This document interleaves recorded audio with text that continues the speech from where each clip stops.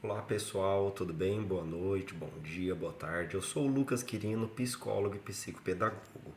Aqui nesse canal você vai encontrar um conteúdo muito interessante com embasamento teórico e científico, mas uma linguagem que todo mundo entenda, tá?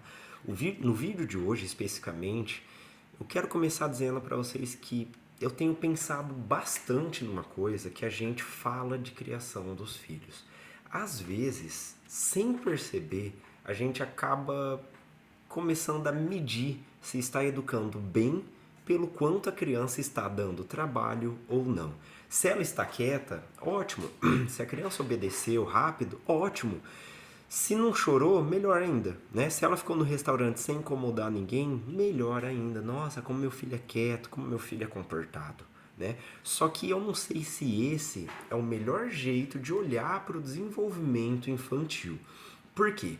Tem uma diferença muito grande entre uma criança estar sob controle naquele momento e uma criança estar realmente aprendendo alguma coisa para a vida.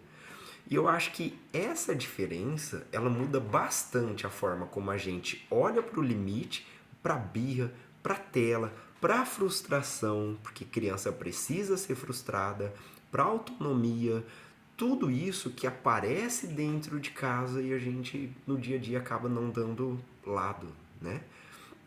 Aqui nesse canal, né, que é o Quirino Psique Educa, você vai encontrar muito conteúdo. Se você já acompanha os nossos conteúdos, você sabe que eu tento falar muito de uma educação que seja possível.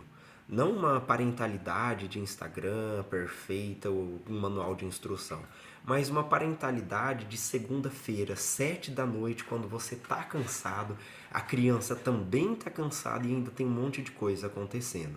Porque é justamente aí que as teorias, que o científico fica difícil. E talvez a primeira coisa que eu queira conversar com você hoje seja sobre limite. Tem pai e mãe que chegam no momento em que eles acabam pensando: eu já tirei televisão, eu já coloquei de castigo, eu já conversei, eu já briguei, eu não sei mais o que fazer com o meu filho ou com a minha filha. E às vezes o problema não é que esteja faltando uma consequência maior, talvez esteja faltando previsibilidade da sua parte. Porque pensa na rotina de uma criança.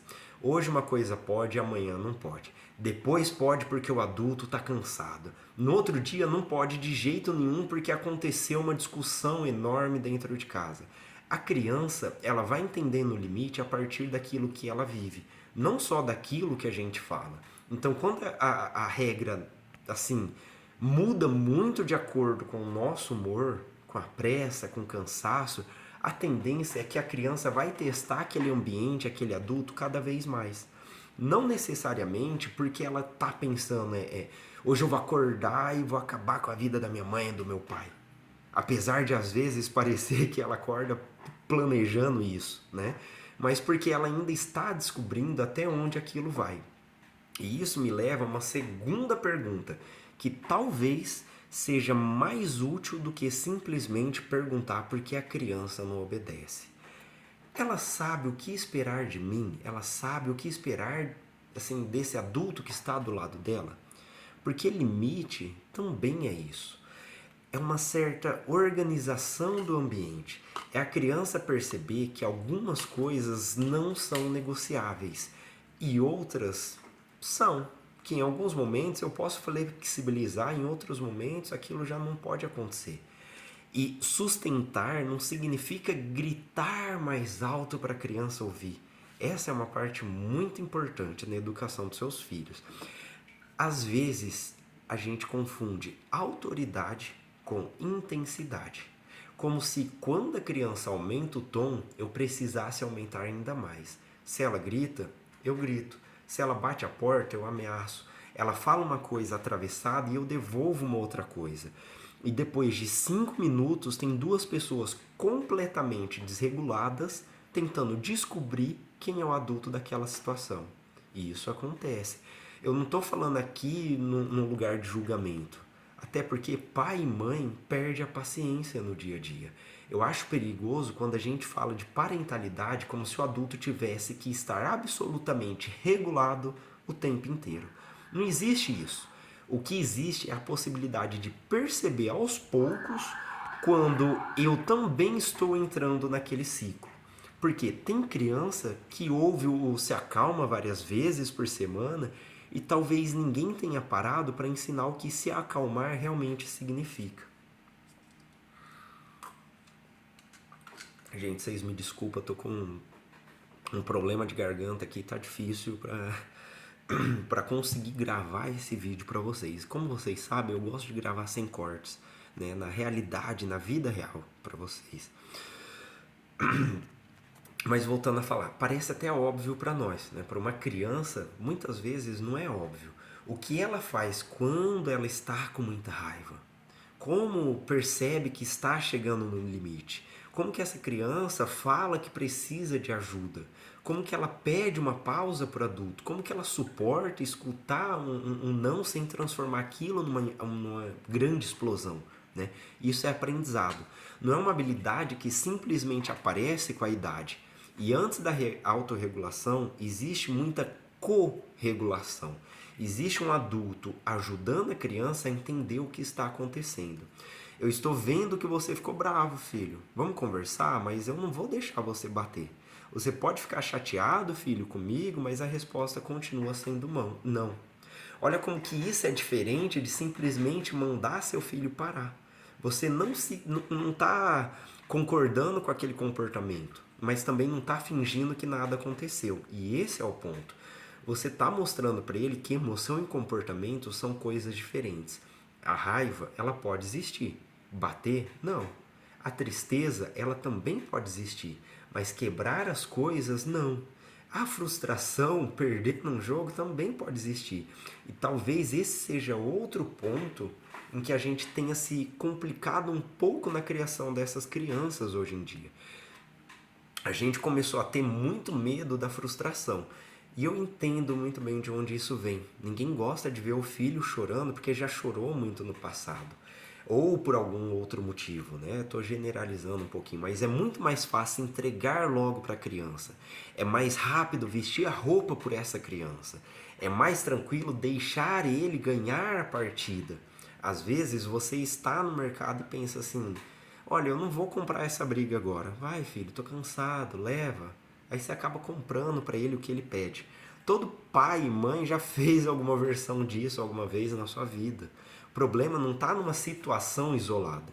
O problema ele é quando a criança passa a viver numa rotina em que quase todo desconforto ele é imediatamente retirado. Porque esperar também é uma habilidade. Perder também é uma habilidade. Ouvir não e continuar bem é uma habilidade. Tentar de novo também é uma habilidade que a criança aprende. E nenhuma dessas habilidades ela vai se desenvolver sem alguma experiência de frustração por trás dela. Eu não estou falando de sofrimento desnecessário. Também não estou defendendo aquela ideia antiga de que criança tem que sofrer para aprender. Não, muito pelo contrário. O que eu estou falando é daquelas pequenas experiências normais da vida. Agora não, filho. Olha, você vai precisar esperar. Hoje quem escolhe é seu irmão, hoje quem escolhe sou eu. Você perdeu essa partida. Eu sei que você queria muito, mas não vamos comprar. E ficar ao lado da criança enquanto ela aprende a atravessar isso também é importante. Talvez seja exatamente aí que a gente ajude a construir um recurso que ela vai precisar usar lá na frente. E eu acho interessante pensar nisso quando a gente fala de tela também. Porque eu não gosto muito daquele discurso de transformar celular, videogame ou televisão no grande vilão da infância. A discussão ela é muito mais complexa do que isso. A tela, ela até pode fazer parte da vida da criança. A questão que eu costumo achar mais interessante não é só quanto tempo ela está usando. É perguntar o que começou a desaparecer da rotina quando a tela entrou. Porque se toda vez que a criança fica entediada ou entrega uma tela, se ela entra no restaurante e imediatamente recebe uma tela, se tem 5 minutos para esperar e já recebe uma tela, se, sei lá, qualquer irritação vira uma tela, em que momento essa criança pratica esperar? Em que momento ela fica olhando pela janela sem acontecer nada? Em que momento ela vai ficar parada olhando entediada? Em que momento ela inventa alguma coisa para fazer ou acompanha uma conversa? Em que momento essa criança experimenta aquele tédio que, apesar de chato, faz a gente procurar alguma coisa para criar, para brincar, para investigar? Esse é o ponto que eu estou querendo trazer aqui para vocês de reflexão. Talvez a gente tenha preenchido rápido demais todos os espaços vazios da infância. E aí depois entra. E aí depois a gente estranha quando a criança parece precisar de estímulo o tempo inteiro. Ai, é TDAH. Ai, é muito hiperativo. Ai, ele não consegue prestar atenção. Por isso eu acho que falar de tela sem falar da rotina inteira quase sempre empobrece a discussão. E quando a gente fala de rotina, inevitavelmente a gente chega na autonomia. Essa talvez seja uma das partes mais difíceis de ser pai e de ser mãe. Porque cuidar é muito parecido com fazer, só que nem sempre é. Às vezes, cuidar é deixar a criança tentar. E deixar ela tentar exige paciência, principalmente do adulto que está ali ao lado dela, esperando. Uma criança colocando o próprio tênis demora. Uma criança organizando a própria mochila, ela pode esquecer alguma coisa. Uma criança tentando escolher a própria roupa, ela vai sim ter dificuldade, pô, ela é uma criança. Uma criança pedindo o próprio lanche, ela pode falar baixo, ela pode ficar com vergonha, ela pode olhar para você. A gente sabe fazer melhor, a gente sabe fazer mais rápido. Então é muito tentador simplesmente a gente assumir o controle. Deixa que eu faço, e esse deixa que eu faço, quando aparece o tempo inteiro, ele pode acabar roubando pequenas oportunidades de desenvolvimento. Porque autonomia não começa aos 15 anos de idade. Não adianta fazer tudo pela criança durante a infância inteira e quando ela entra na adolescência a gente começa a cobrar magicamente dela. Olha, você precisa ter responsabilidade. A responsabilidade ela foi sendo construída antes.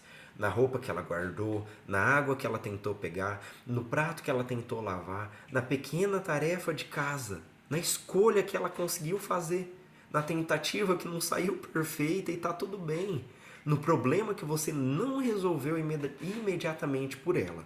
Eu gosto muito de uma pergunta simples que eu costumo fazer muito para os pais na clínica. Você quer tentar ou você quer uma ajuda? Porque ajuda não precisa ser fazer no lugar. Sabe, eu enquanto terapeuta, não preciso olhar para você e falar, faça isso. Eu preciso te orientar, te mostrar que você consegue fazer de outras maneiras para que seu filho se sinta seguro. Né? Você até pode ajudar um pouco essa criança e deixar ela terminar. Você pode mostrar e depois deixar ela tentar. E você pode até estar perto sem necessariamente assumir o controle. Eu acho que quando a gente começa a juntar todas essas coisas, aparece uma ideia que, para mim, particularmente, é central. Talvez educar seu filho seja menos sobre conseguir controlar o comportamento dessa criança hoje e mais sobre construir recursos que ela vai conseguir usar amanhã. Porque chegará um momento em que você não vai estar mais ali do lado do seu filho. Você não vai estar na escola para dizer como ele deve responder. Você não vai estar numa amizade para resolver um conflito que apareceu. Você não vai estar do lado toda vez que alguma coisa der errado para o seu filho. Não vai conseguir evitar todas as frustrações da vida dele. E nem deveria. Então talvez a pergunta mais importante não seja como eu faço meu filho me obedecer. Talvez a pergunta mais importante seja o que meu filho está aprendendo quando eu faço isso? Entende? Ele está aprendendo a fazer porque ele tem medo da consequência? Ou ele está começando a entender por que aquela regra existe? Ele está aprendendo que alguém sempre resolve por ele? Ou ele está descobrindo que ele também consegue tentar e ele também é capaz de conseguir resolver um problema? Consegue entender? Ele está aprendendo que toda emoção desconfortável ela precisa desaparecer? Ou ele está aprendendo que dá para sentir uma coisa difícil e continuar bem depois? É mais trabalhoso pensar desse jeito. Eu sei que é, né? porque seria muito mais simples se existisse uma técnica para cada comportamento. Se ele fizer isso, faz aquilo que resolve. Mas a criança, ela não é uma equação matemática. A criança, ela tem temperamento, ela tem o seu desenvolvimento, tem o contexto que ela está inserida, tem sua história de vida, tem uma família ao redor também tentando descobrir o que fazer. E é justamente por isso que eu particularmente gosto de falar sobre parentalidade desse lugar. Não para criar pai e mãe culpado. Culpa paralisa. Mas eu também não quero transformar o acolhimento em ausência de responsabilidade. A gente pode olhar para o que está difícil e pensar, talvez aqui eu precise ajustar alguma coisa, sem concluir que somos péssimos pais por causa disso. E eu quero aproveitar justamente esse vídeo para construir uma coisa com quem acompanha esse canal há um tempo. Em vez de simplesmente comentar gostei, me conta uma dificuldade real, aquela que hoje mais traz problema na sua casa, você vai deixar aqui no comentário. Aquela que você se sente confortável também. Pode ser limite, pode ser uma criança que não aceita perder, pode ser um problema com tela, pode ser uma criança que depende muito de você para tudo. Ou até mesmo pode ser você percebendo que perde a paciência rápido demais. Escreve isso aqui nos comentários pra gente. Eu quero começar a trazer os próximos vídeos a partir dessas situações reais que vocês estão vivendo na casa de vocês. E mais do que isso, eu também quero ler alguns comentários. São muito importantes para ajudar a construir o conteúdo desse canal. Se encontrar outro pai ou outra mãe passando por algo parecido com o que a gente conversou aqui hoje, compartilha com eles. Às vezes, a gente acha que determinado problema, ele só acontece dentro da nossa casa porque ninguém fala sobre ele. E uma coisa que eu quero muito construir aqui é justamente o contrário disso. Eu quero mostrar para vocês que existem outros pais passando por problemas tão semelhantes quanto de vocês, mas tão únicos que não existe uma fórmula mágica para responder, né? Aqui eu sou o Lucas Quirino, aqui no Psicoeduca, eu não quero que seja só um lugar onde você venha assistir um psicólogo falar, um pai falar. Eu quero que seja um lugar onde famílias consigam pensar juntas, onde a gente consiga discordar, onde a gente consiga testar coisas, onde a gente consiga rever conceitos, aprender conceitos novos e perceber que educação é uma construção muito mais coletiva do que às vezes parece. Se você chegou agora, se inscreve no canal e fica com a gente, porque aqui nós vamos continuar falando de infância, desenvolvimento, comportamento, inclusão e parentalidade do jeito que essas coisas aparecem na vida real, com acertos, com erros, dúvida, cansaço e tentativa. Eu sou o Lucas Quirino e aqui ninguém educa sozinho.